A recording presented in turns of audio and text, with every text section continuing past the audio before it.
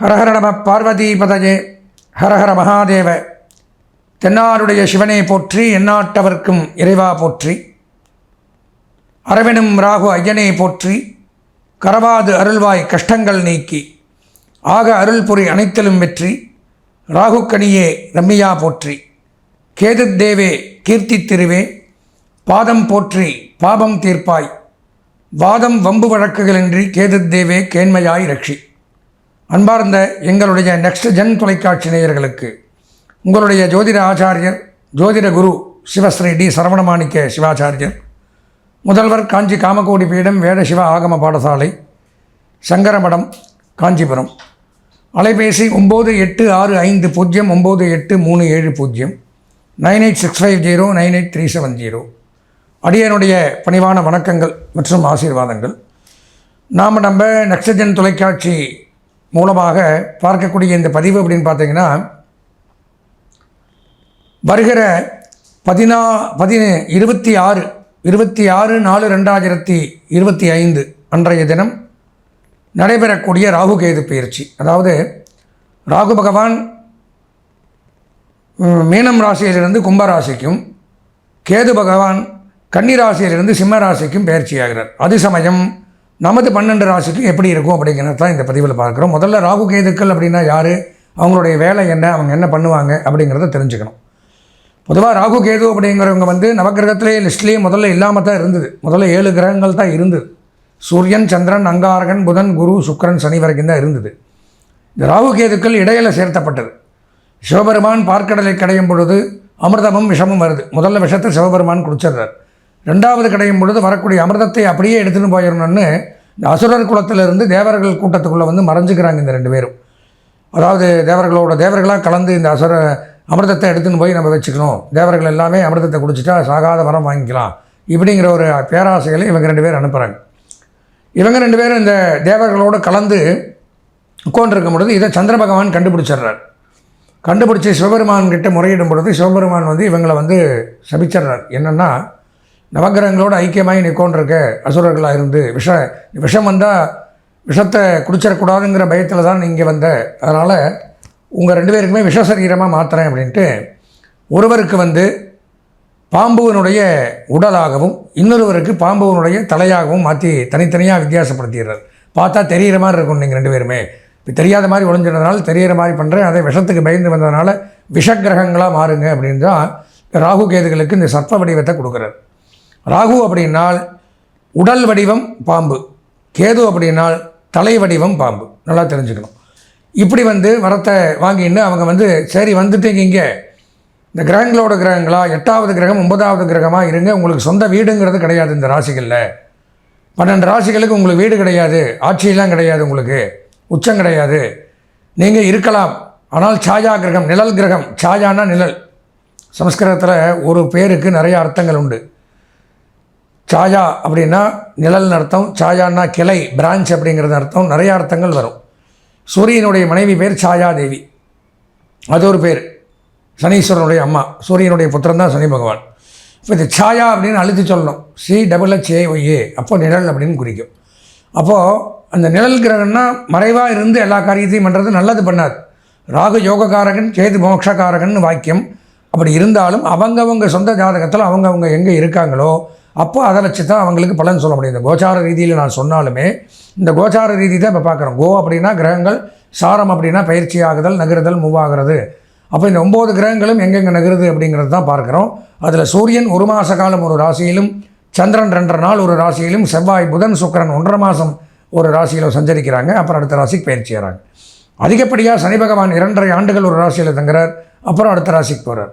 அதுக்கப்புறம் அதிகமானதுன்னு பார்த்தா இந்த ராகு கேது தான் 1.5 வருஷம். எதற்காக சொல்கிறேன்னா, இந்த 1.5 வருஷம் இந்த ராகுவும் கேதுவும் எந்த ராசிக்குள்ளே உட்காந்துருக்காங்களோ அது அவங்களுக்கு சொந்த வீடு.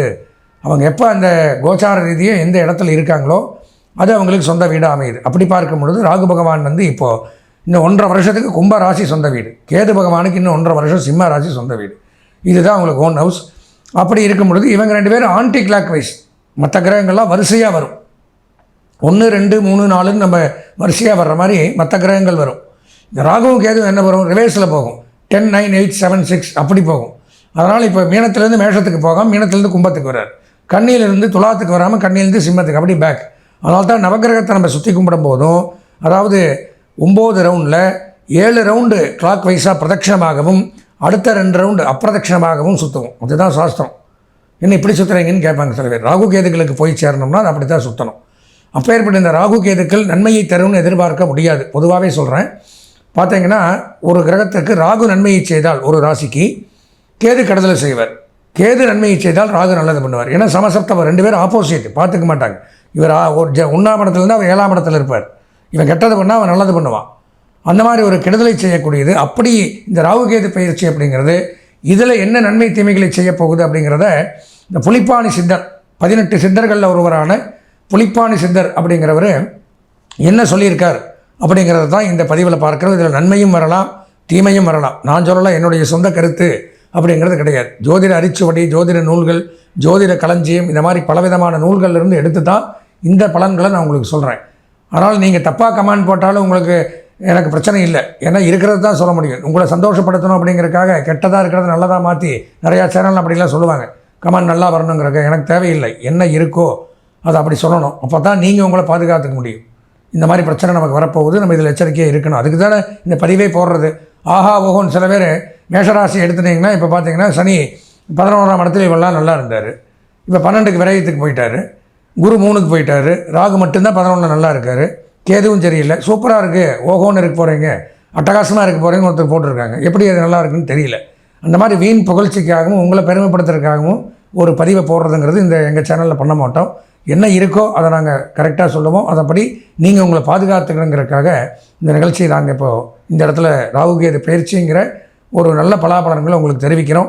அதனால் நமது நேயர்கள் இதை பார்த்துட்டு, இது மட்டும் பத்தாது, இதில் கோச்சார பலன்கள் தான் இது போக அவரவர்கள் சொந்த ஜாதகமும் பார்த்து இந்த ராகுகேது பயிற்சியினுடைய முழு பலாபலன்களையும் தெரிஞ்சுன்னு அதற்குண்டான பரிகாரங்களையும் பண்ணிட்டீங்கன்னா வரக்கூடிய இந்த 1.5 வருஷத்தில் இந்த ராகுகேது பயிற்சியினால் தங்களுக்கு ஏற்படக்கூடிய தோஷங்கள்லேருந்து விலகி நல்லபடியாக இருக்கலாம் அப்படின்னு சொல்லி இந்த 12 ராசிகளுக்கு உண்டான பலாபலன்களை விரிவாக காண்போம். அன்பார்ந்த எங்களுடைய விசாகம், அனுஷம், கேட்டை ஆகிய நட்சத்திரத்தில் பிறந்த விருச்சிக ராசி நேயர்களுக்கு வருகின்ற 26/4/2025 ஞாயிற்றுக்கிழமை மாலை 4:30 அளவிற்கு ராகு பகவான் மீனம் ராசியிலிருந்து கும்பம் ராசிக்கும், கேது பகவான் கன்னி ராசியிலிருந்து சிம்ம ராசிக்கும் பயிற்சியாகிறார். அந்த சமயம் நமது விருச்சிக ராசியான நமக்கு இந்த ராகுகேது பயிற்சி என்ன நன்மை தீமைகளை தரப்போகிறது அப்படிங்கிறத பொதுவாக பார்க்கணும். பொதுவாக ஒன்று தெரிஞ்சுக்கணும். இந்த ராகுகேது பயிற்சி அப்படின்னு எடுத்துட்டாலே ராகு பகவான் நல்லது பண்ணால் கேது கெடுதல் பண்ணுவார், கேது நல்லது பண்ணால் ராகு கெட்டது பண்ணுவார். ரெண்டும் எதிரும் புதிரும் தான் பலன்களை கொடுக்கும். எப்போவுமே ரெண்டும் நல்லது கொடுக்குங்கிறத எதிர்பார்க்க முடியாது. அப்போது இந்த மாதிரி ஒரு தருவாய் அப்படிங்கும் பொழுது ஏதோ ஒன்று தான் நல்லது பண்ணும். அதை இந்த புலிப்பாணி சித்தர் 18 சித்தர்களில் ஒருவரான புலிப்பாணி சித்தர் பல ஆயிரம் ஆண்டுகளுக்கு முன்பாகவே இன்னென்ன கிரகம் இன்னென்ன இடத்துல இருந்தால் இதுதான் நடக்குங்கிறத கணிச்சு வச்சுருக்கார். அந்த பலாபலன்களை தான் நாம் இப்போ பார்க்க போகிறோம். இதில் நல்லது வரலாம், கெட்டது வரலாம். உங்களை திருப்தி பண்ணணும் அப்படிங்கிறக்காக ரெண்டுமே நல்லது பண்ணது சூப்பராக இருக்குது, ஆஹா ஓகோன்னு மற்ற சேனலில் சொல்கிற மாதிரிலாம் சொல்ல முடியாது. நீங்கள் தப்பாக கப்பான்னு போட்டாலும் எனக்கு கவலை இல்லை. என்ன இருக்கோ அதை நீங்கள் தெரிஞ்சுக்கணும். தெரிஞ்சுனா தான் அந்த விஷயங்களில் எச்சரிக்கையாகவும் கவனமாகவும் இருந்து நீங்கள் உங்களை காப்பாற்றிக்க முடியும். அதனால் சித்தர் என்ன சொல்லியிருக்காரோ அது அப்படியே அதனுடைய விளக்க உரையை நான் கொடுக்குறேன். அதில் பார்த்தீங்கன்னா ராகு பகவான் அப்படிங்கிறவர் உங்களுக்கு இவ்வளோ நாளாக 3ஆம் இடத்துல இருந்தார், இந்த 5ஆம் இடத்துல இருந்தார். இப்போ 4ஆம் இடத்துக்கு வர்றார். அப்படியே ரிவேர்ஸில் வருவார். அர்த்தாஷ்டமம்னு பேர். அர்த்தம்னா பாதி, அஷ்டமம்னா 8, 8ல் பாதி 4. 4ஆம் இடத்துக்கு ராகு வரும்பொழுது என்ன பண்ணுவார்னு பார்த்தீங்கன்னா கெடுதல் தான் பண்ணுவார். என்ன சொல்லியிருக்கார் எடுத்தோன்னே, துக்கம், கவலைகள் அதிகரிக்கும். தேவையில்லாத துக்க செய்திகள், கவலைகள், வீண் விரயங்கள் இதெல்லாம் கொடுக்குறார். மன சஞ்சலம், மன கஷ்டம், சஞ்சலம், வியாகுலம், ஒரு நிம்மதியான ஒரு சந்தோஷமாக இருக்க முடியாது. எப்போ கேள்வி ஏதோ ஒரு கவலை. வாத ரோகம், இந்த முதல்ல சொன்னேன் 3 நரம்புகளால் பிரச்சனைகள், நோய்கள் வரும். வாதம், பித்தம், சிலேஷ்மம். அதில் வாதம் சம்மந்தமான நோய், ஸ்ட்ரோக்கு, ப்ரெஷரு, பிளட் ப்ரெஷர்னு சொல்கிறாங்களே அந்த இரத்த அடைப்புக்கள், அந்த மாதிரிலாம் இது இந்த வாத சம்பந்தமான நரம்புகளால் வர்றது தான் அதெல்லாம். அதனால் அந்த மாதிரி அமைப்புகள் அப்படிங்கிறது ஏற்படும். ஸ்திரீ மூலம் பயம், பெண்கள் மூலம் ஆண்களாக இருந்தால் பயம் ஏற்படும். எப்படி வேணாலும் வச்சுக்கலாம் அதை. இதே பெண்களாக இருந்தால் ஆண்கள் மூலம் பயம். இது என்ன ஆண்களுக்கு மட்டும் பலன்கிறது நினைக்க வேண்டாம். பெண்களாக இருந்தால் ஆண்கள் மூலம் பயம் உண்டாகும், ஆண்களாக இருந்தால் பெண்கள் மூலம் பயம், ஸ்திரீ மூலம் பயம் உண்டாகும். பிரயாண விக்னம், போக்குவரத்து தடை. ஒரு காரியத்துக்கு கிளம்புவோம், ஏதோ ஒரு தடை, எங்கப்பா போகிற, இன்றைக்கே போகிற அப்படிமா ஒருத்தன். இன்னொருத்தர் போகலாமல் போனால் போகுது, இப்போ என்ன அவசரமா, இல்லைன்னா மழை வரும், ஏதோ ஒரு இடைஞ்சல், வண்டி ரிப்பேரு, இப்படி எதை எடுத்தாலும் அந்த பிரயாணத்துக்கு தடை ஏற்பட்டு அந்த காரியமே நடக்காது. அந்த மாதிரி ஆயிடும். வியாதி உண்டாகும், நோய் நொடிகள் மிக்க ஏற்படுமா. அபாயம், டேஞ்சர், அபாயகரமான ஒரு சூழ்நிலைக்கெல்லாம் போய் மாட்டிப்போம். ஜாக்கிரதையாக போகக்கூடாத இடங்களுக்கு போய் மாட்டிப்போம், எச்சரிக்கையாக இருக்கணும். அதிக துக்கம், அதிக மனக்கவலை, சுகம் குறையும். சந்தோஷமாக இருக்கிற மகிழ்ச்சி அப்படிங்கிறது குறைஞ்சு போயிருது இந்த நேரத்தில். துயரமான சம்பவங்கள் இடம்பெற வாய்ப்புண்டு, ஜாக்கிரதமாக இருக்கணும் நம்மளை சுற்றி இருக்கிறவங்க மூலமாக. எதிலும் முன்னேற்றம் தடைபடும். அதே தான் சொல்கிறாங்க ஒவ்வொரு நூலும். தாய்க்கு உடல்நலம் குறையும். அம்மா இருந்தால் அம்மாவுக்கு வைத்திய செலவு, மருத்துவ செலவு அப்படிங்கிறதெல்லாம் அம்மாவுக்கு ஆகாத காலம் இது. விருச்சிக ராசிக்காரங்க கொஞ்சம் எச்சரிக்கையாக இருக்கணும். தாயாருக்கு கண்டம் அப்படின்னு போட்டிருக்கார். இனஜன பகை. நம்ம இனம்னா நம்ம இனத்தில், ஜனம்னா மக்கள், நம்ம இனத்து மக்கள், நம்ம என்ன சொல்கிறது, நம்ம ஜாதியிலேயே சொந்த பந்தத்திலே நம்ம பகைச்சிக்கணும். இனஜன பகை ஏற்படும். நம்மளுடைய ரிலேஷன்ஷிப்லேயே, உறவுகள்லேயே விரிசல் ஏற்பட்டுரும். எல்லோரும் நம்மளை கண்டால் வெறுப்பாக பார்ப்பாங்க, எதிர்ப்பாக பார்ப்பாங்க. சதா பிரயாணம், எப்போ கேளு ஊர் சுற்றிகிட்டே இருக்கிறது. ஆனால் பிரயோஜனமான பிரயாணம் இருக்காது.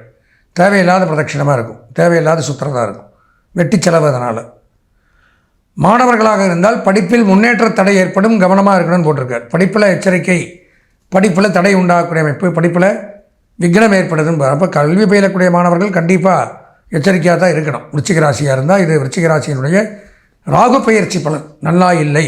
ஓகேவா? சரி, விருச்சிக ராசிக்கு கேது பகவான் என்ன பண்ணுறார், கேது பயிற்சி என்ன பண்ணுதுன்னு பார்த்தோம்னா, இவ்வளோ நாளாக 11ஆம் இடத்துல இருந்த கேது பகவான் இப்போ 10ஆம் இடத்துக்கு வர்றார். அவர் என்ன பண்ணுறாருன்னு பார்த்தோம்னா, வீடு வாங்கலாம், நிலம் வாங்கலாம், பூமி வாங்கலாம், சொத்து வாங்கி குவித்தல், இதெல்லாம் பண்ணலாமா.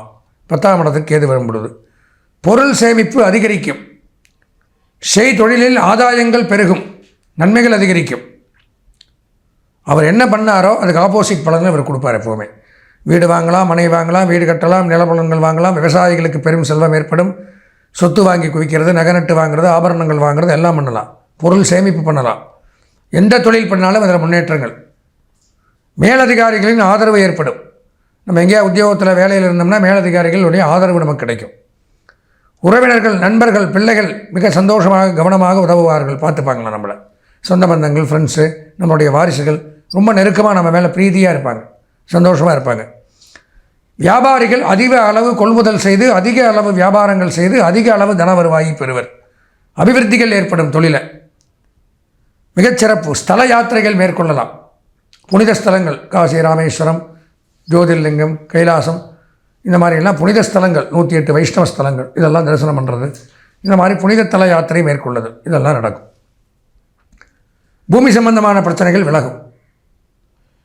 அதே மாதிரி பார்த்திங்கன்னா ரியல் எஸ்டேட் பண்ணுறவங்க, கட்டுமான பணியாளர்கள், உணவுத் தொழில் பண்ணக்கூடியவர்கள், மருத்துவத் தொழில் பண்ணக்கூடியவர்கள், மின்சார தொழில், கப்பல், விமானம், ரயில்வே, இந்த மாதிரி துறையில் பணியாற்றக்கூடியவர்களுக்கு கேது பகவானுடைய அனுகிரகத்தில் கேது பயிற்சி சிறப்பாக இருக்குது.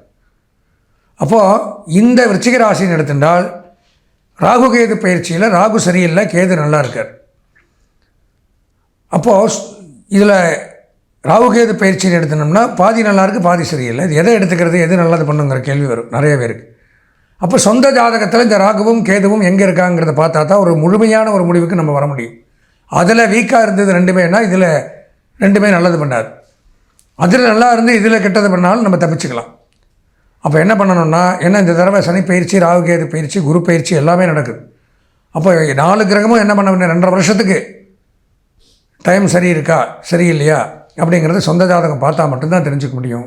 ஆனால் இந்த ராகு கேது பயிற்சிங்கிறது இது நான் சொல்கிறது அப்படிங்கிறது ஒரு பொதுவான ஒரு பலன்கள் தான். அப்போது நீங்கள் உங்களுடைய சொந்த ஜாதகத்தை பார்த்தா தான் இந்த அடுத்த 2.5 வருஷத்துக்கு என்ன நடக்குங்கிறத முழுமையாகவே தெரிஞ்சுக்க முடியும். அதற்கு உங்களுடைய இந்த பதிவை பார்த்தீங்கன்னா இந்த ஸ்க்ராலிங்கில் என்னுடைய தொலைபேசி எண் அப்படிங்கிறது வரும். 9865098370 இந்த எண்ணிற்கு தொடர்பு கொண்டு தாராளமாக உங்கள் சொந்த ஜாதகத்தை பார்த்து சனிப்பயிற்சி, ராகுகேது பயிற்சி, இந்த குரு பயிற்சி இதனால் ஏற்படக்கூடிய தோஷங்களிலிருந்து விடுபட்டு வரக்கூடிய காலங்களில் நன்மை பெற வேண்டும் என்று கூறி ஆசீர்வதித்து விடைபெறுகிறேன். நன்றி, வணக்கம்.